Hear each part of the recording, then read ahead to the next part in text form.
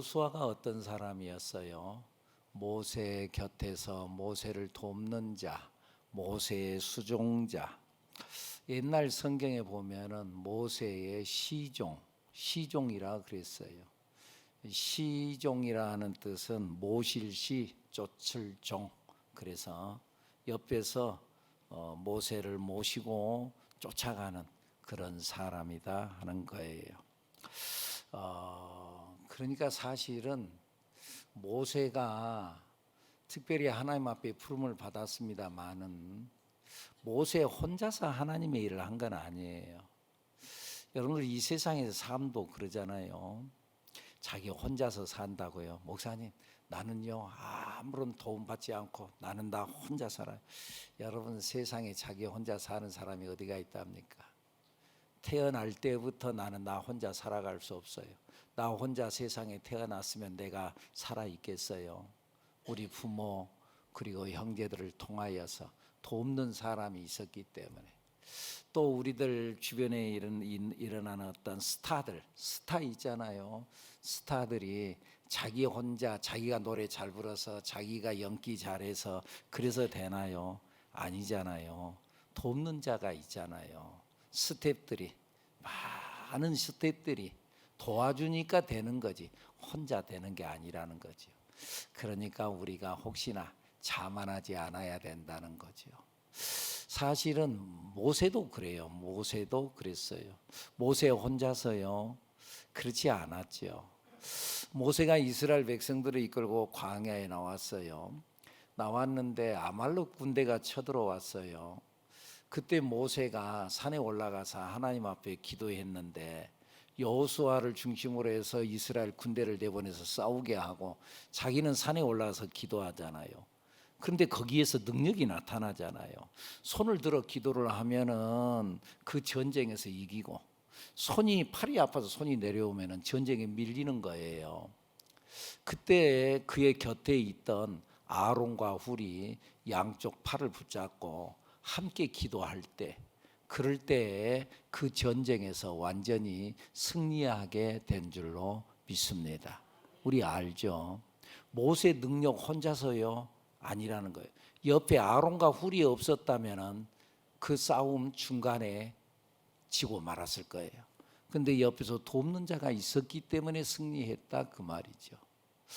모세 곁에 여호수아와 갈렙 같은 사람이 있었기 때문에 옆에서 계속적으로 믿음으로 그 많은 군중들을 또 설득하면서 이끌고 나아갈 수 있었다는 거지요. 혼자 되는 게 아니지요. 혼자 되는 게 아니지요.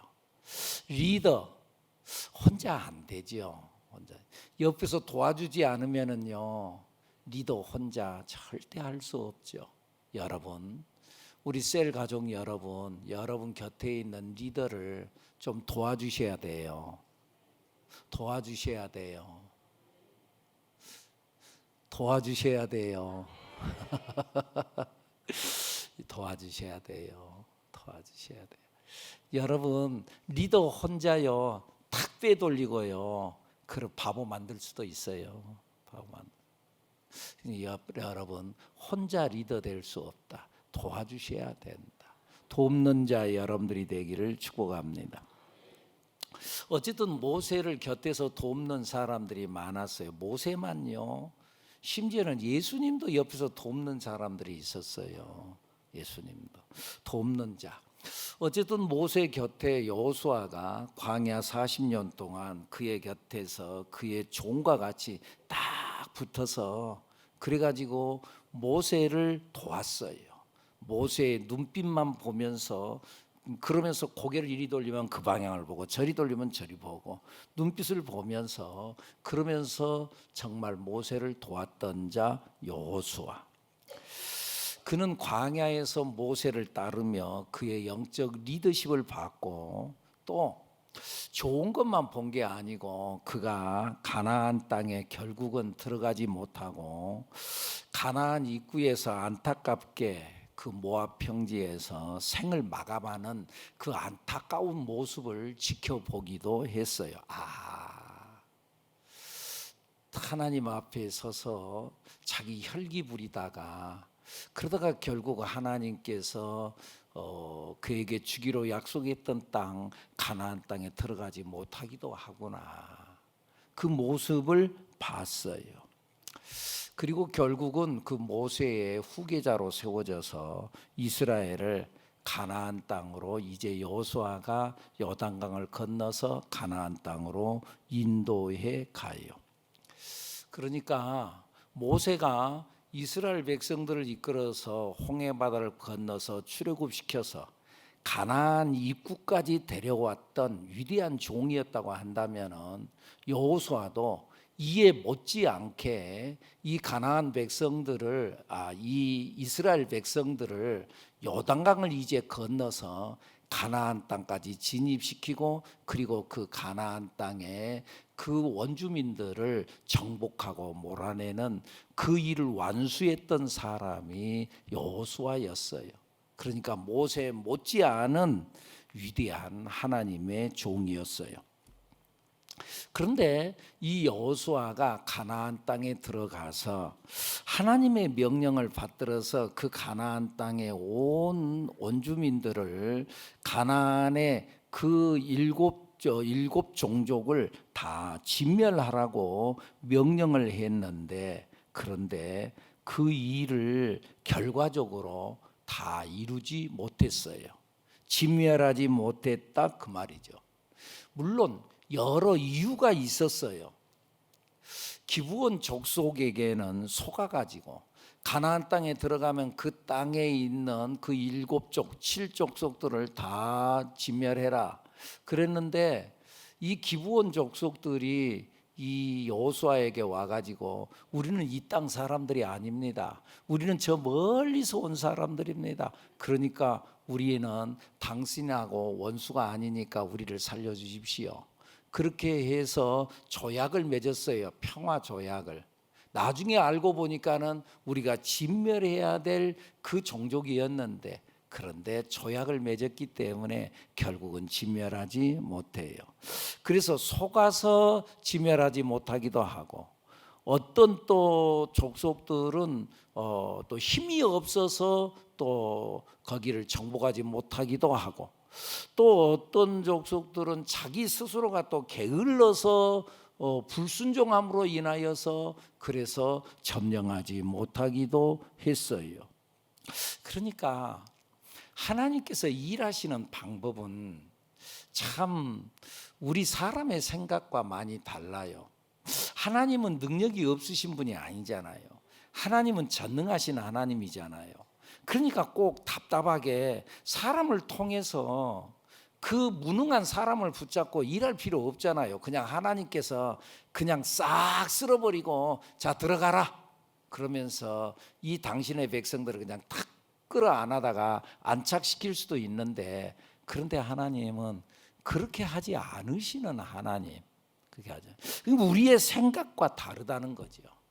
하나님께서 말씀하잖아요. 내 생각은 너희의 생각과 다르며 내 길은 너희의 길과 다름이니라. 주 여호와의 말씀이니라. 그러니까 여러분, 내 생각과 하나님의 생각이 달라요. 그런 의미에서 신앙은 뭐냐? 내 생각을 하나님의 생각 앞에 내려놓는 거예요. 신앙생활 하면서도 자꾸 내 생각을 주장하면 그 사람은 온전한 신앙생활을 할 수가 없어요. 내 생각은 어떤 생각인 줄 아냐? 하늘이 땅보다 높음 같이 내 길은 너희의 길보다 높으며 내 생각은 너희의 생각보다 높다. 하늘이 땅보다 얼마나 높아요? 하늘만큼 높아요. 엄청나게 높고, 그만큼 내 생각과 너희 생각은 달라. 자꾸 차원도 안 되는 이야기 하지 말고 너는 내 말대로 순종하라. 아멘 해보세요. 우리 그러는 우리들이 돼야 될 줄로 믿습니다.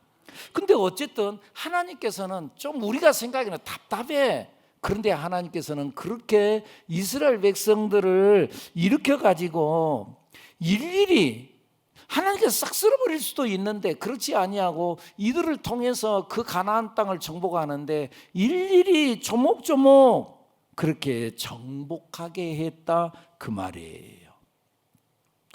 그리고 때로는 힘들고 어려운 일, 광야를 통과하게 하고 가나안 땅에 들어가서 각 땅을 하나하나 차근차근 정복하게 했어요.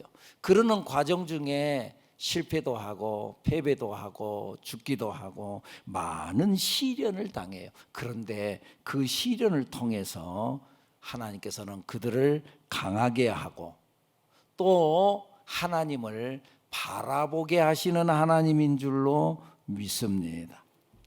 바라보게 하시는, 시련이 있을 때 오히려 하나님을 바라본다. 전에도 그런 말씀 한번 드린 적이 있습니다만, 어느 곤충학자가 그 고치에서 고치를 물어뜯고 나오는 나방이 있는데, 그 나방이 그 고치를 물어뜯고 구멍이 조금 이제 삐져 나왔어요. 그리고는 거기에 그 조그만한 구멍을 거기에 뚫고 나오려고 얼마나 애를 쓰는지. 근데 가만히 보니까는 불쌍하잖아요.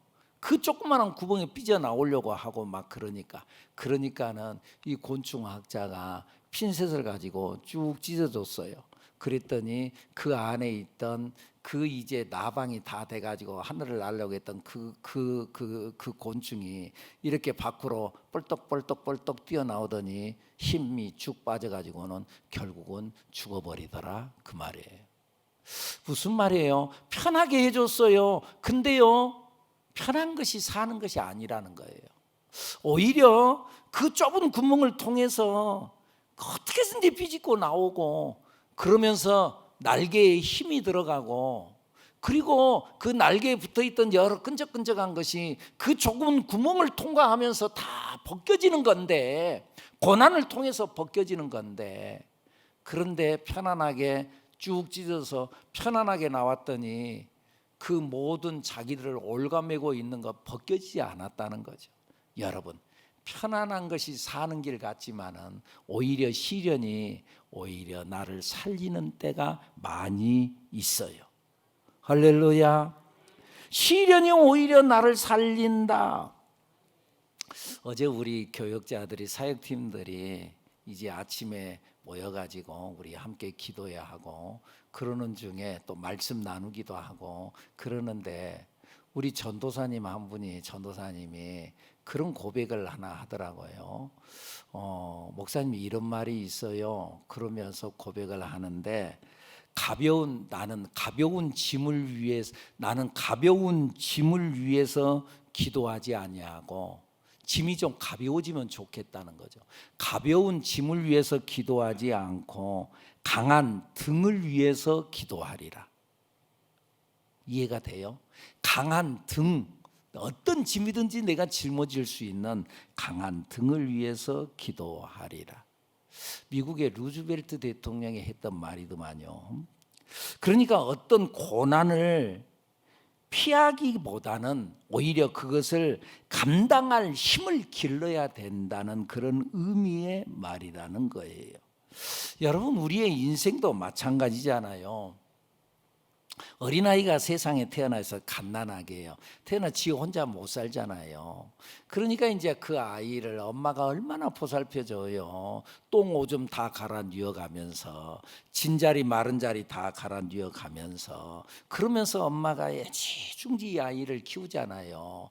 저기 지금 사무실에 있는 그 아이들도 그렇게 엄마가 키워. 그런데 이제 어느 정도 좀 자라요. 그러면은 똥 오줌 지가 가려야 될 거 아니에요. 그러다가 어느 시점이 돼가지고는 잘 못해하고 밤중에 잠자다 오줌을 쌌어요. 그러면은요, 옛날에는 키를 그 머리에 뒤집어 씌워가지고 동네 한 바퀴 돌면서 소금 얻어 갖고 와라. 그래가지고는 이 머리에 쓰고 돌아가기도 했다, 그 말이에요. 가릴 줄 알아야 된다는 거죠. 이제는 부모가 다 가려주지 않는다는 거죠. 그러다가 조금 더 자라면은 이제는 독립을 하는 거지요. 부모 곁을 떠나면서 나름대로 독립하고, 그리고는요 이제 나중에 진짜 결혼해가지고 진짜 부모 곁을 떠나서 독립을 하게 되지요.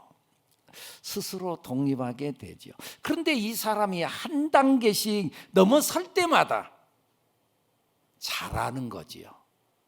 한 단계씩 넘어설 땐 힘들지만은 그 똥 오줌 안 가리고 내 맘대로 해도 부모가 알아서 다 해주니까, 그런데 그렇게만 있으면 언제까지나 어린아이예요. 나중에는 그 똥 오줌을 내가 가리고 그럴 때에 자라나는 거지요.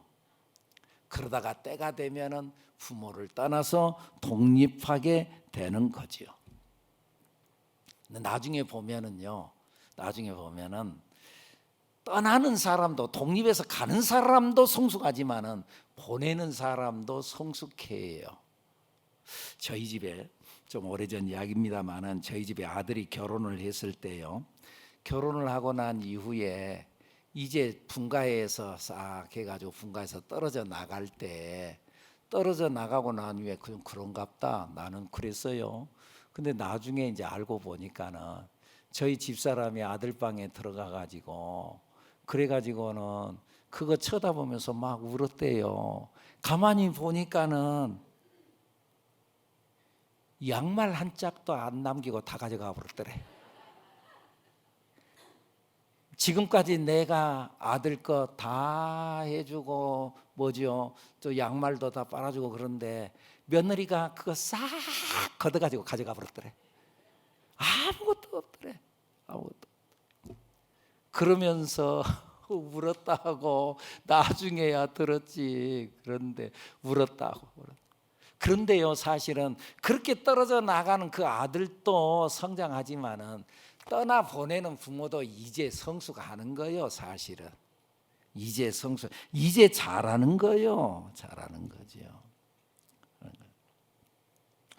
하나님께서도 마찬가지예요.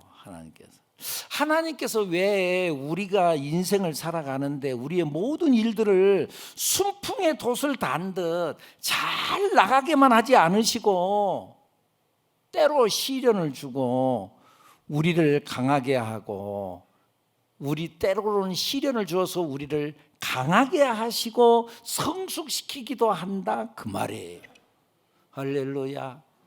그래서 베드로 사도가 우리에게 말씀을 남기면서 하는 말씀이 베드로전서 4장에 보면은, 사랑하는 자들아, 너희를 연단하려고 오는 불시험을 이상한 일 당하는 것 같이 이상히 여기지 말아라. 시험이 왔냐? 당연하게 여겨라.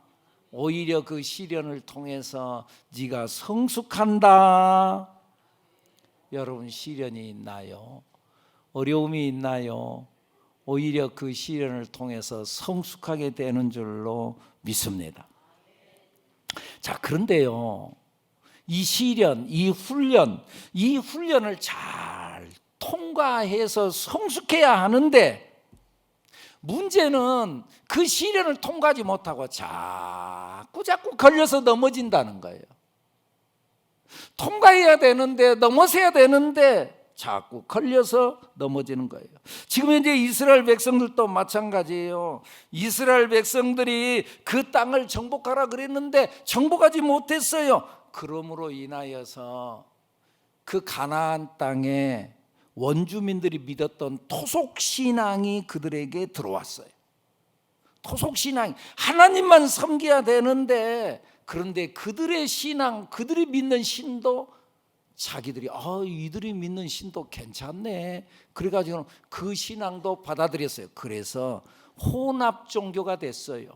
짬뽕 종교가 됐다, 그 말이에요. 지난날 애굽 땅에서 봤던 그 애굽의 신과, 그리고 가나안 땅에 들어왔던 이 현지의 신, 그리고 자기들의 하나님, 이렇게 해서 이 하나님도 저 하나님도 다 끌어들여 가지고, 야, 신을 다 섬기면 다 좋겠잖아. 그러면서 혼합 종교를 만들어 버렸어요. 사랑하는 여러분, 혹시 여러분들은 그런 거 없나요? 내가 하나님을 믿는다고 하는데 안 믿는 거 아니야. 하나님을 믿는데 하나님만큼이나 또 다른 것을 세우는 건 없나요? 돈이, 통장의 잔고가 신일 수 있어요. 자식이 신일 수도 있어요. 어떤 내가 충성하고 내가 일하는 그 일 자체가 신일 수도 있어요. 자녀들의 성적이 신이 될 수도 있어요.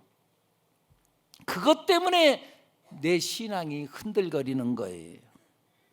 그런데 오늘 성경 하나님은 질투하시는 하나님이라 그랬어요. 내 자리에다가 다른 걸 올려놓지 말아라. 19절 말씀 읽어볼까요? 시작. 여호수아가 백성에게 이르되 너희가 여호와를 능히 섬기지 못할 것은 그는 거룩하신 하나님이시요 질투하시는 하나님이시니 너희의 잘못과 죄들을 사하지 아니하실 것입니다. 하나님은 질투하시는 하나님. 그래서 하나님은 분명히 말씀하잖아요. 나 외에 다른 신을 두지 말아라. 우상을 만들거나 절하지 말아라. 내 이름을 망령되이 일컫지 말아라. 내 이름 더럽히지 말아라. 예수 믿는다며, 교회 권사라며, 장로라며, 집사라며. 근데 왜 너 내 이름을 더럽히냐? 망령되이 일컫지 말아라. 그리고 나를 정해서 나만 섬겨라. 안식일을 거룩히 지켜라. 성경 분명히 나는 질투하는 하나님이다. 그런 의미에서 여러분, 신앙은요 결혼과 같아요. 여러분, 한 남자와 한 여자가 결혼하기 전에는 한 남자가 이 여자도 만나고 저 여자도 만나고 만날 수 있지요. 만날 수 있지요. 한 여자가 이 남자도 만나고 저 남자도 만날 수 있지요. 그러다가 어느 날 내 눈에 탁 꼽혀가지고 한눈에 반해가지고 결혼을 했어요. 그러면 결혼하고 난 다음에는 한 여자가 이 남자도 만나고 저 남자도, 그러면 안 되잖아요. 대답 좀 해봐요. 결혼을 했으면은 이 남자만, 결혼을 했으면은 이 여자만 그렇게 사랑해야 되잖아요. 오늘 우리들도 마찬가지로 우리가 신앙생활 하면서 신앙은 뭐냐? 하나님과 결혼한 거예요. 내가 하나님을 사랑해요? 그러면 하나님만 사랑해야 돼요. 여러분들 제 말을 오해하지 마세요. 다른 모든 것을 배척하라는 말이 아니에요. 여러분들 하나님 자리에다가 돈을 올려놓으면 안 된다 그랬어요. 자, 그런데 그런다고 해서 예수 믿으면 돈 필요 없어요? 그렇지 않아요. 그래서 성경은 뭐라고 해요? 돈을 사랑함이 일만 악의 뿌리라고 그랬어요. 그러니까 야, 돈은 필요 없어. 예수 믿는 사람 돈 필요 없어. 예수 믿으면서도 자꾸 돈 타령하냐? 아유, 그게 아니에요. 돈 필요해요. 그런데요, 다 같이 볼 돈은 사용하는 것이지 사랑하는 것이 아닙니다. 돈은 사용하는 것이지 사랑하는 게 아니에요. 어떤 사람은 돈을 사랑하는 사람이 있어요. 돈에 미쳐서 살아요. 그 어떤 분은 그런 말까지, 목사님, 나는요 돈벼락 맞아갖고 죽어도 나는 괜찮겠어요. 참말로, 아이고 참 답답한 사람. 우리 교회 교인들 그런 사람 없고, 오래전에 옛날에 돈벼락 맞고 죽어도 괜찮아요. 아이고 어리석잖아요. 돈은 사랑하는 것이 아니라 돈은 사용하는 거예요. 사용하는 거예요. 어떤 사람은 돈을 좀 많이 좀 가지고는 있는 것 같아. 돈을 쓸 줄은 몰라. 왜? 사랑하니까 꽉 집착해가지고. 돈은 사용하는 거다 그 말. 여러분, 일도 마찬가지예요. 일에 빠져서 사는 사람이 있어요. 여러분, 일은요, 직무는 사역하는 것이지 사랑하는 것이 아니에요. 일 중독에 걸린 사람, 가만히 있으면은, 좀 쉬고 있으면은 뭔가 뒤처지는 것 같고 막 그런. 여러분, 사람이 쉬어야죠. 그런데 일 중독에 빠진 사람, 직무는 사역하는 것이지 사랑하는 것이 아니에요. 여러분, 우리의 사랑은 오직 하나님만이어야 되는 줄로 믿습니다. 하나님으로 살고 하나님의 영광을 위해서 살고 내가 숨쉬는 것도 하나님으로 예수로 할렐루야. 그래서 14절 오늘 보면 14절의 말씀에 보면은 4개의 명령어가 나오는데 뭐가 나온가 봐봐요. 14절 읽어볼까요? 그러므로 이제는 여호와를 경외해라. 둘째, 온전함과 진실함으로 그를 섬겨라. 너희의 조상들이 강 저쪽과 애굽에서 섬기던 신들을 치워버려라. 너 다른 것들 섬기는 다른 것 사랑하는 것들 치워버려라. 이제부터 내가 이 남자 사랑하기로 했어. 그러면 다른 지금까지 내가 정 주었던 것 다른 여자들은 다 치워버려라. 다른 여자들 당신 나 사랑하지 않는 게 아니야. 사랑해. 그런데 저 사람도 내가 가끔 만나고 심심하면 그러면 안 된다. 치워버려라. 그리고 마지막 여호와만 섬겨라. 다시 여호와만 섬겨라. 15절에 섬기라는 말이 4번 나오는데 그런데 확실하게 너희 섬길 자를 섬겨라. 하나님을 섬기든지 다른 우상을 섬기든지 그 섬길 자를 오늘 택해라. 그리고 나와 내 집은 여호와를 섬기겠노라. 여기서 중요한 15절에서 중요한 단어는 오늘 택하라는 거예요. 섬기는데 아무나 섬기는 것이 아니라 섬길 자를 택해라. 뭘 섬기냐? 선택해라. 네 선택해라. 확실하게 뭘 섬길 거냐? 여호와만 섬기는 것이 중요합니다. 그래서 여호수아는 이들 백성들에게 여호와만 섬기라고 명령해요. 그래서 여호수아는 백성들을 향해서 촉구해요. 오늘날 너희 섬길 자를 확실히 해라.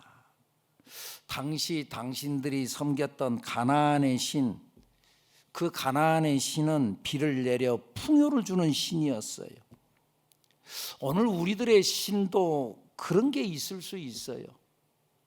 통장의 잔고가 신일 수 있어요. 내가 남들보다 앞서가야 되고 성공해야 되고 자꾸 그래서 비교하다 보니까는 자꾸 불안한 거예요. 불안해. 아이고 누가 나보다 더 앞서가는데. 여호수아는 지금 우리에게 묻고 있어요. 뭘 선택할 거냐? 하나님을 선택할래? 자꾸 사람들과 비교해서 불안을 선택할래? 그러면서 여호수아는 먼저 자기가 결단해요. 오직 나와 내 집은 여호와를 섬기겠노라. 할렐루야. 그러자 백성들도 결단해요. 우리도 하나님을 섬기겠습니다. 여러분, 첫 번째 결단자가 중요해요. 첫사람이 뭐라고 말하는가? 그 첫 번째 말이 무슨 말이든지 그 말을 바꾸는 것은 용기가 필요해요. 누가 뭔 말을 우리 이것 합시다. 그런데 그것 하지 맙시다 라고 말하려면 용기가 필요해요. 그 말을 바꾸는 것이 쉽지 않아요. 그런 의미에서 여러분 첫 번째 말이 믿음의 말이 나와야 합니다. 할렐루야. 첫 번째 말이 첫사람의 말이 믿음의 말이어야 합니다. 요한복음 21장에 보면 예수님께서 부활하셨어요. 부활의 예수님이 제자들에게 나타났었어요. 자 봐라, 내가 부활한다 했는데 부활했지 그랬어요. 그리고 예수님께서 또 떠나셨어요.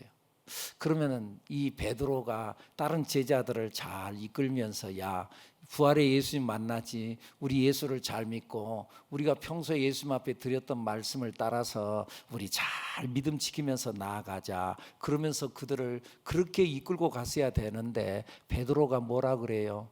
한참 있다가 야 나는 고기 잡으러 갈란다 그러면서 옛날 자기가 고기 잡던 갈릴리 호수로 떠나버려요. 그러니까는 다른 사람들도, 다른 제자들도 야 같이 가자 하고 다른 제자들 7명이 같이 따라가 버렸어요. 처음 사람이 뭐라고 말하는가, 처음 사람이 어디로 가는가, 그것이 중요해요. 그 사람이 선구자예요. 여러분, 오늘 우리들이 믿음의 선구자가 되어야 됩니다. 우리가 믿음을 말해야 됩니다. 되는 것을 말해야 합니다. 여호수아는 그랬어요. 자기 믿음을 말했어요. 자기 결의를 말했어요. 나와 내 가족은 오직 여호와만 섬기겠다. 그러니까 온 백성들이 우리도 믿겠습니다. 따라갔어요. 믿음의 선구자가 되어야 됩니다. 여러분, 셀 가족 공동체 안에서 먼저 믿음을 말하는 믿음의 선구자가 되기를 축복합니다.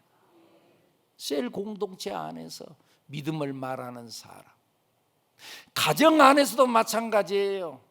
여러분, 이 인생을 살아가는 것이 그렇게 쉽지 않잖아요. 세상이 호락호락하지 않잖아요. 그때에 믿음을 말하면서 그래도 괜찮을 거예요. 하나님이 2026년도 한 해 우리 도와주십니다. 내가 그렇게 기도하고 있습니다. 믿음을 말하고 믿음을 선포하는 믿음의 선구자가 여러분 가정에서 여러분이 되기를 축복합니다. 우리 교회에서 제가 몇 번 보여준 영상이 있는데 다시 한번 보여드릴게요. 짤막하게. 춤추는 동영상, 춤추는 사람이 등장하는데 처음에 어떤 사람이 이 내용이 미국의 테드라고 하는 그 강연 그 업체인데 그 강연을 한 18분 동안 강연을 하는 거예요. 그럼 어느 것에 전문적인 사람이 나와가지고 그것에 대해서 강연을 하는 그 내용 중에 리더십과 무브먼트, 운동에 대한 어떤 운동을 하잖아요. 무브먼트에 대한 이야기를 하면서 이 영상을 소개를 한 영상이에요. 그 내용이 이제 이러면 좀 나와야 되는데 그 내용이 한 사람이 저렇게 앞에서 춤을 춰요. 미쳤잖아요. 저 윗돌이 벗고 울통을 벗고 그리고 막 춤을 춰요. 아이고 저 미친놈. 사람들이 그랬을 거예요.